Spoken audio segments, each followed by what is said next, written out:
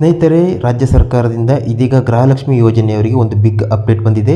26,000ಕ್ಕಿಂತ ಹೆಚ್ಚು ಮಹಿಳೆಯರಿಗೆ ಅಂದರೆ ಗೃಹಲಕ್ಷ್ಮಿ ಯೋಜನೆಗೆ ಅರ್ಜಿ ಸಲ್ಲಿಸಿದವರಿಗೆ ಇದೀಗ ಅವರ ಹಣ ಕ್ಯಾನ್ಸಲ್ ಆಗೋ ಒಂದು ಅಪ್ಡೇಟ್ ಬಿಡುಗಡೆಯಾಗಿದೆ. ಹಾಗಾದರೆ ಆ 26,000 ಮಹಿಳೆಯರಲ್ಲಿ ಯಾರ್ಯಾರಿದ್ದಾರೆ, ಯಾಕೆ ಅವರಿಗೆ ಹಣ ಬರುವುದಿಲ್ಲ, ಏನಿದು ಹೊಸ ನಿಯಮ, ಏನಿದು ಹೊಸ ಅಪ್ಡೇಟ್, ಇದ್ರ ಬಗ್ಗೆ ತಿಳಿಸ್ಕೊಡ್ತೀನಿ. ಸೊ ನೀವೇನಾದರೂ ಗೃಹಲಕ್ಷ್ಮಿ ಯೋಜನೆಯ 6ನೇ ಕಂತಿನ ಹಣಕ್ಕೋಸ್ಕರ ಕಾಯ್ತಾ ಇದ್ದರೆ ಇದೊಂದು ಶಾಕಿಂಗ್ ಸುದ್ದಿ ಅಂತ ಹೇಳ್ಬೋದು. ಆ 26,000 ಪಟ್ಟಿಯಲ್ಲಿ ನಿಮ್ಮ ಹೆಸರಿದ್ದರೆ ನಿಮಗೆ 6ನೇ ಕಂತಿನ ಹಣ ಬರುವುದಿಲ್ಲ. ಹೌದು, ಇಲ್ಲೇ ತನಕ ಹಲವಾರು ಮಹಿಳೆಯರಿಗೆ 1ನೇ, 2ನೇ, 3ನೇ, 4ನೇ, 5ನೇ ಕಂತಿನ ಹಣ ಕೂಡ ಬಂದಿಲ್ಲ. ಸೊ ಅಂಥವ್ರಿಗೆ ಜೊತೆ ಇದೀಗ ಶಾಕ್ ಅಂತ ಹೇಳ್ಬೋದು. ಏನಕ್ಕಂದರೆ ಇಲ್ಲಿ ತನಕ ಬಂದಿರುವಂಥ ಮಾಹಿತಿಯ ಪ್ರಕಾರ ಎಲ್ಲ ಕಂತಿನ ಹಣ ಒಟ್ಟು 8,000 ರೂಪಾಯಿ ಒಟ್ಟಿಗೆ ಬರುತ್ತಂತ ಮಹಿಳೆಯರು ಕಾಯ್ತಾ ಇದ್ರು.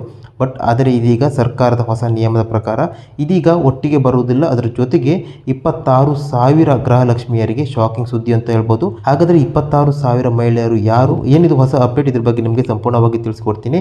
ಸೊ ಪ್ರತಿಯೊಬ್ಬರು ವಿಡಿಯೋಗೊಂದು ಲೈಕ್ ಮಾಡಿ. ಅದೇ ರೀತಿಯಲ್ಲಿ ನಮ್ಮ ಚಾನಲ್ಗೆ ಹೊಸಬರಾಗಿದ್ದರೆ ಪ್ರತಿಯೊಬ್ಬರು ಸಬ್ಸ್ಕ್ರೈಬ್ ಮಾಡ್ಕೊಳ್ಳಿ. ಅದೇ ರೀತಿಯಲ್ಲಿ ಪ್ರತಿಯೊಬ್ಬರು ಒಂದು ಲೈಕ್ ಮಾಡಿ. ಇದೇ ರೀತಿಯ ಉತ್ತಮ ಇನ್ಫಾರ್ಮೇಷನ್ ಅನ್ನು ಲೇಟೆಸ್ಟ್ ಆಗಿ ಪ್ರತಿದಿನ ನಿಮಗೆ ಅಪ್ಡೇಟ್ ಮಾಡ್ತಾ ಇರ್ತೀವಿ. ಅದೇ ರೀತಿ ಕಮೆಂಟ್ ಬಾಕ್ಸ್ನಲ್ಲಿ ಎಷ್ಟು ಕಂತಿನ ಹಣ ನಿಮಗೆ ಬಂದಿದೆ ಪ್ರತಿಯೊಬ್ಬರು ಮಿಸ್ ಮಾಡದೆ ಕಮೆಂಟ್ ಮಾಡಿ.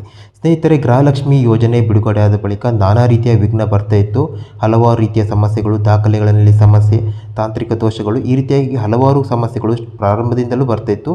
ಇದೀಗ 6ನೇ ಕಂತಿನ ಹಣದಲ್ಲಿ ಕೂಡ ವಿಳಂಬವಾಗಿತ್ತಂತ ಹೇಳ್ಬೋದು. ತುಂಬ ಜನ ಮಹಿಳೆಯರು 6ನೇ ಕಂತಿನ ಹಣ ಯಾಕೆ ಬಂದಿಲ್ಲ ಅಂತ ಕಾಯ್ತಾ ಇದ್ದಾರೆ.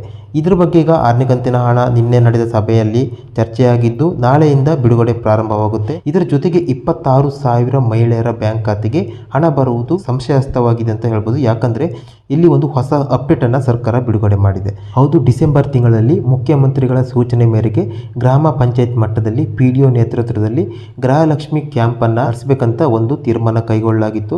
ಅದೇ ಪ್ರಕಾರ PDOಗಳು ಗ್ರಾಮ ಮಟ್ಟದಲ್ಲಿ ಪ್ರತಿ ಮನೆಗೆ ತೆರಳಿ ಸರ್ವೆಯನ್ನು ಮಾಡಿದ್ದಾರೆ. ಆದರೆ ಇದೀಗ ರಾಜ್ಯಾದ್ಯಂತ ಸರ್ವೆ ಪ್ರಕಾರ 26,000 ಗೃಹಲಕ್ಷ್ಮಿಯರಿಗೆ ಇನ್ಮೇಲೆ 6ನೇ ಕಂತಿನ ಹಣ ಬರುವುದಿಲ್ಲ ಅಂತ ಕನ್ಫರ್ಮ್ ಆಗಿದೆ. ಅದೇ ರೀತಿಯಲ್ಲಿ ಇಲ್ಲೇ ತನಕ ಅವರು 5 ಕಂತಿನ ಹಣ ಪಡೆದಿದ್ರು ಕೂಡ ಇನ್ಮೇಲೆ 6ನೇ ಕಂತಿನ ಹಣ ಜೊತೆಗೆ ಮುಂದಿನ ಯಾವುದೇ ಒಂದು ಕಂತಿನ ಹಣ 2,000 ರೂಪಾಯಿ ಅವರಿಗೆ ಬರುವುದಿಲ್ಲ ಅಂತ ಸರ್ಕಾರ ಇದೀಗ ಅಪ್ಡೇಟ್ನನ್ನು ನೀಡಿದೆ. ಹಾಗಾದರೆ 26,000 ಮಹಿಳೆಯರಿಗೆ ಯಾಕೆ ಬಂದಿಲ್ಲ ಅಂತ ನೋಡೋದಾದರೆ, ಇದರಲ್ಲಿ ಅವರು ಗೃಹಲಕ್ಷ್ಮಿ ಯೋಜನೆ ಅಡಿಯಲ್ಲಿ ಅರ್ಜಿ ಸಲ್ಲಿಸಿರುವಾಗ ಕೆಲವೊಂದು ದಾಖಲೆಗಳನ್ನು ಮುಚ್ಚಿಟ್ಟಿದ್ರು. ಅಂದರೆ ಆದಾಯ ತೆರಿಗೆಯನ್ನು ಪಾವತಿ ಮಾಡುವವರು ಕೂಡ ಗೃಹಲಕ್ಷ್ಮಿ ಯೋಜನೆಗೆ ಅರ್ಜಿ ಸಲ್ಲಿಸಿದರು. ಹಾಗೆ ಸರ್ಕಾರಿ ನೌಕರರಾಗಿದ್ದರೂ ಕೂಡ ಅರ್ಜಿ ಸಲ್ಲಿಸಿದರು. ಸೊ ಹಾಗಾಗಿ ಅರ್ಜಿ ಸಲ್ಲಿಸಿ ಗೃಹಲಕ್ಷ್ಮಿ ಯೋಜನೆ ಹಣವನ್ನು ಪಡ್ಕೊಳ್ತಿದ್ರು.